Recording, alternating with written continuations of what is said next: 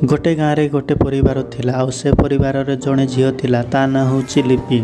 लिपि को बहुत इच्छा थिला गप शुणा। दिने अजा ठारू गप शुणा को लिपि जिदी कर बसला। अजा लिपि को कहले मु तोते आज गोटे गप कहूँ शुण। लिपि व्यस्त होई कहला शीघ्र कुह। अजा गप कहले ग्रीस देश रे जड़े शक्तिशाली राजा थिले तांको ना अलेक्जेंडर। से पृथ्वी रे अनेक राज्य जय करिबा परे भारत अधिकार करने को इच्छा कले। सेतेबेले भारत उत्तर पश्चिम पटे राजत्व करुथिबा राजा मानक मध्यरु दुई जण विख्यात थिले। से राजा दुई जण हेउचंती अम्बी और पुरु।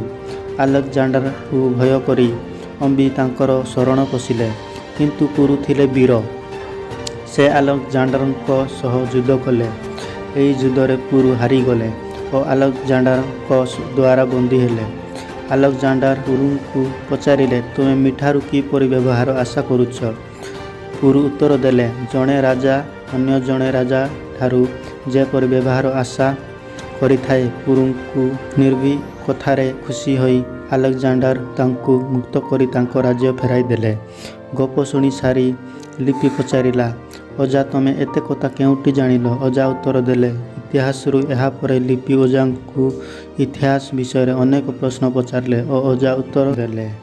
कहानी जदि भल लगिला हेले निश्चय लाइक करेंगे। आउ वीडियो रे कौन कौन जानिल निश्चय कमेंट रे कहिबे। आउ नुआ रे देखुछंती हेले प्लीज मो चैनल को सब्सक्राइब करेंगे।